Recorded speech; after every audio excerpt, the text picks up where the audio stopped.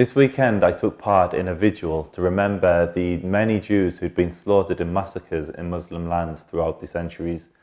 As if on cue, before we'd even begun the vigil, an extremist approached us screaming a death chant for the Jews. And this death chant, calling for the mass murder of Jews, is very well known in the Arab world, unfortunately. You could almost call it the kumbaya of Islamic fundamentalism. How insane is that? The vigil went from bad to worse, and we were constantly shouted down by angry, aggressive fundamentalists. They would not allow us to remember our dead. And eventually, we had to call off the vigil. I'm from Germany, and what just happened, what I just witnessed was, I don't know what's it called in English, Antisemitism? Antisemitism, okay. Well, what I just witnessed is that a Christian was preaching his ways and was like totally friendly and everything peaceful. A Muslim was preaching. And there were shouts and stuff, but it's all friendly. But as soon as the Jews here wanted to honor their massacred, their dead, they just wanted to honor them, a whole crowd appeared out of nowhere. There were like, as soon as the flags appeared, there was a guy cursing the people here that just wanted to honor their dead. Then a whole crowd appeared, and they left no room for them.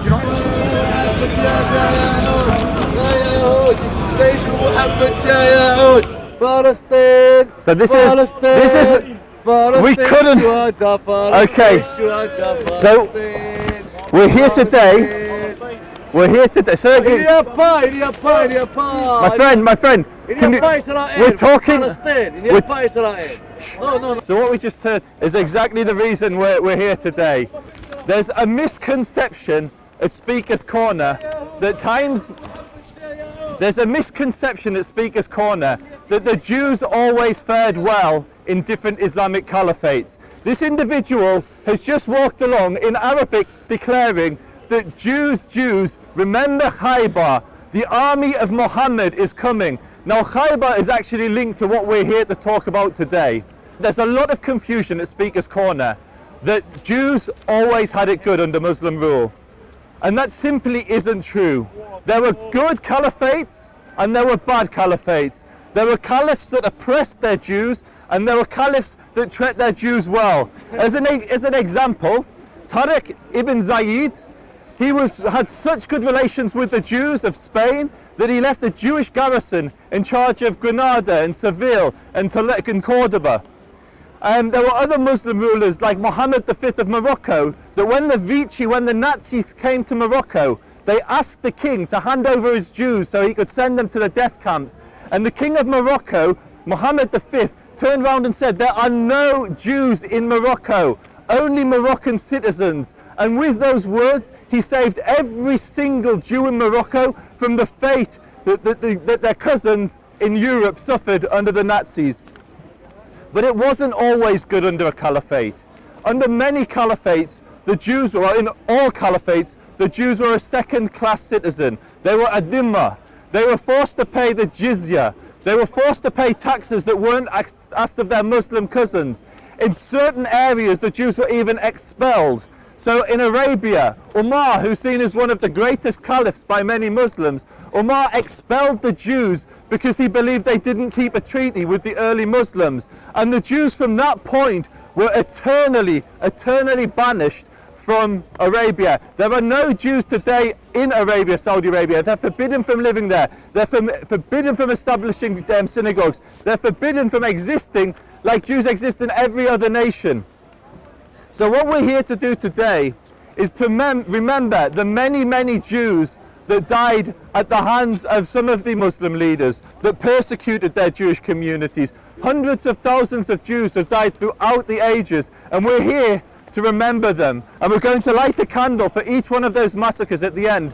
Now what I would ask, if people want a challenge, if they have questions, if they believe that what we said isn't accurate, can you wait till the end, and then at the end we'll hand over to you guys and answer any questions you have about how it was that Jews existed in the Muslim world.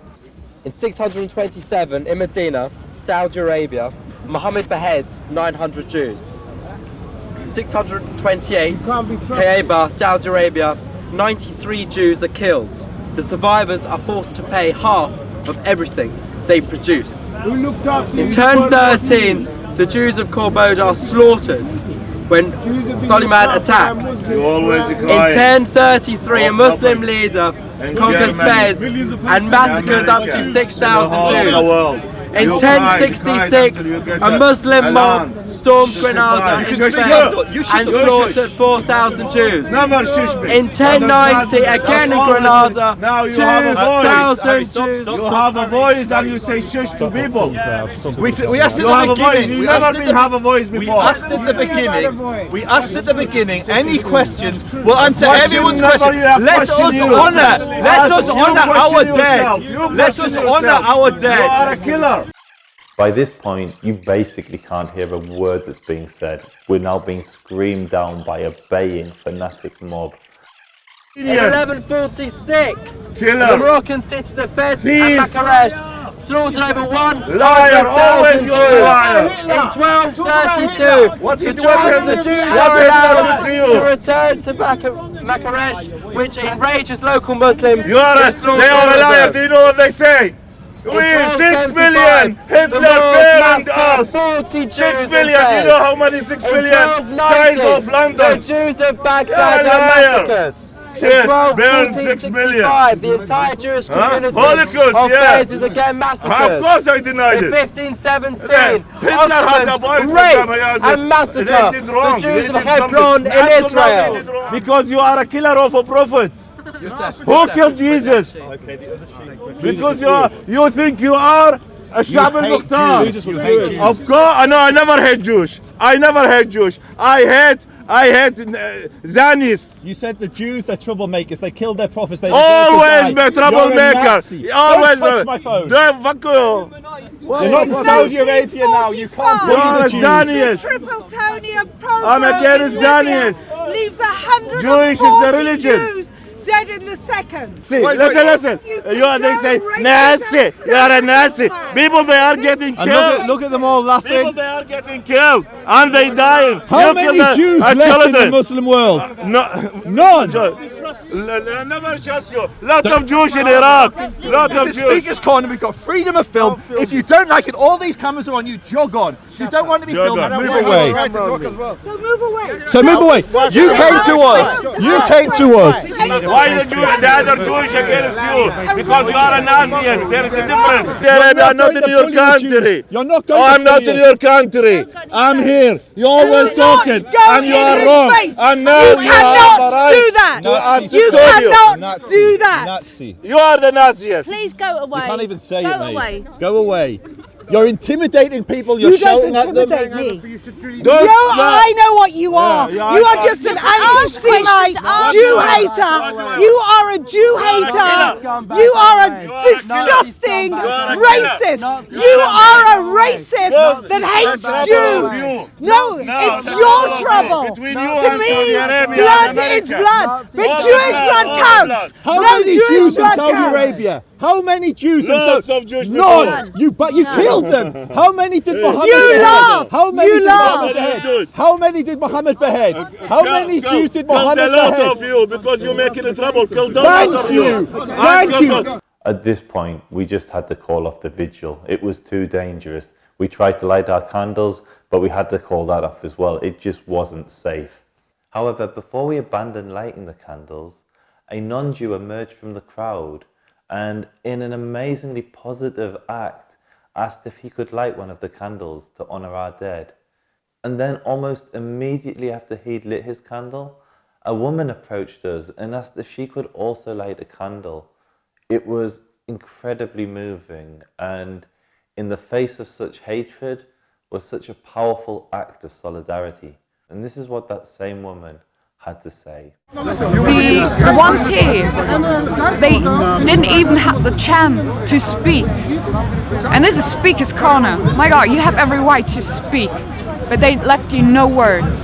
And I've never witnessed, I'm from Germany, and it is a crime to deny the Holocaust, to deny things that actually happened. We teach in our schools that those crimes, like our ancestors did, can never happen again. Not in Germany, not only in Germany, but in the entire world. So for me, this was like a really shocking, horrible experience, because we learn about anti-Semitism. We learn about this, and you don't really witness it, you don't really get to know this as a German citizen.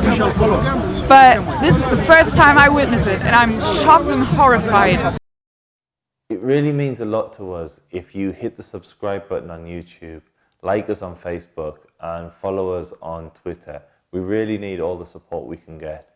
We're facing a tidal wave of anti-Semitism.